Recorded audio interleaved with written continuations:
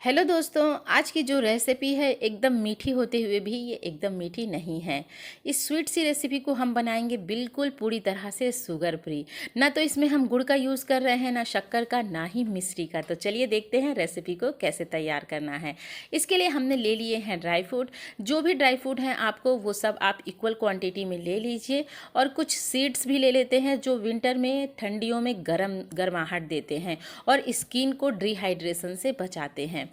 तो यहाँ पे मैंने ले लिया है एक मिक्स सीड का पैकेट। इसमें सारे वो सीड्स हैं जो हमारी बॉडी के लिए बहुत ही इम्पॉर्टेंट होते हैं। साथ में मैंने यहाँ पे तिल 2 बड़े चम्मच अलग से ले लिए हैं और अलसी के बीज लिए हैं। 1 चम्मच सौंठ का पाउडर लिया है और यहाँ पे हमने ड्राई फ्रूट को कट कर लिया है, नारियल को भी कट कर लिया है और इस खजूर के अंदर के बीज को निकाल लिए हैं। आज की जो रेसिपी है हम वो पूरी तरह से शुगर फ्री बनाएंगे, तो इसलिए हम यहाँ पे खजूर का यूज कर रहे हैं। खजूर नेचुरल तरीके से मीठा होता है, इसकी अपनी खुद की मिठास होती है, तो ये बॉडी के लिए भी बहुत ही इम्पोर्टेंट होता है। तो चलिए इस रेसिपी को तैयार करते हैं। 100 ग्राम यहाँ पे हम गोंद ले लेंगे। गोंद भी विंटर में बहुत ही अच्छा माना जाता है और ये मेमोरी पावर को भी बढ़ाने में काफ़ी हेल्पफुल होता है। तो जो सारे ड्राई फ्रूट होते हैं ना, वो सारे हमारे बॉडी के लिए बहुत ही इम्पॉर्टेंट होते हैं। तो अगर इनमें से कोई भी ड्राई फ्रूट ऐसा लग रहा है आपको कि नहीं लिया है मैंने, तो वो आप ले सकती हैं। जैसे हुआ छोहारा, पिस्ता, ये सारी चीज़ें भी आप इसमें ले सकते हैं। तो हमने यहाँ पे खजूर और नारियल को डाल दिया है जार में और इसे ग्राइंड कर लेते हैं। ग्राइंड करने के बाद एक कढ़ाई चढ़ाएंगे, उसमें 2 टेबल स्पून घी डालेंगे। घी जब अच्छे से गर्म हो जाएगा तो इसमें हम गोंद को फ्राई करके निकाल लेते हैं।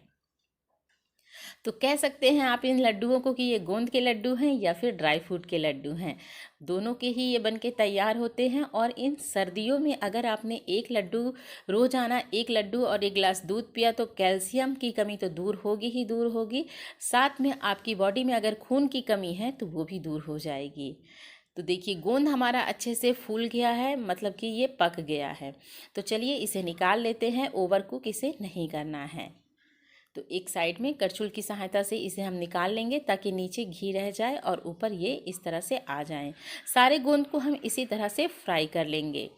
फिर थोड़ा सा घी डालेंगे और जो हमने ड्राई फ्रूट रखे हैं उन सबको थोड़ा सा रोस्ट कर लेते हैं। रोस्ट करने से ड्राई फ्रूट के लड्डू की जो सेल्फ लाइफ है थोड़ी सी लंबी हो जाती है और वैसे भी ये विंटर में जल्दी ख़राब नहीं होते हैं। तो मैंने यहाँ पे डाल दिया है काजू बादाम और साथ में हमने जो मिक्स सीड रखे थे वो डाल दिए हैं। अलसी के बीज डाल दिए हैं, तिल डाल दिया है और इन सबको अब मिला लेंगे। तो इसे हाई फ्लेम पे नहीं रोस्ट करना है, हमें लो फ्लेम पे ही रोस्ट करना है और सिर्फ 1 से 1.5 मिनट के लिए। ज़्यादा देर तक नहीं रोस्ट करेंगे, अदरवाइज़ ये जल जाएंगे और इनका टेस्ट जो है वो कड़वा हो जाएगा। तो 1 मिनट हो गया है इसे मीडियम फ्लेम पे मुझे रोस्ट करते हुए। गैस की फ्लेम को मैंने बंद कर दिया है और इसे ठंडा कर लिया है। तो देखिए ये अच्छे से रोस्ट हो गया है, सारे बीजें अच्छे से कुक हो चुके हैं। तो इसे निकाल लेते हैं और करते हैं आगे की तैयारी।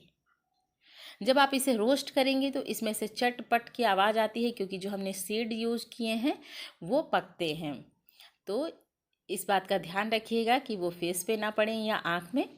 और जो हमने खजूर और नारियल को देखिए मैंने ग्राइंड किया है, तो खजूर अच्छे से ग्राइंड हो गया है, नारियल के कुछ पार्ट्स रह गए हैं, तो कोई बात नहीं। और अब हम मिक्सर ग्राइंडर में इस गोंद को भी ग्राइंड कर लिए हैं। ये देखिए इसे ग्राइंड भी कर सकते हैं या फिर किसी कटोरी की सहायता से थाली में रख के ही इसका एक दरदरा पाउडर बना सकते हैं।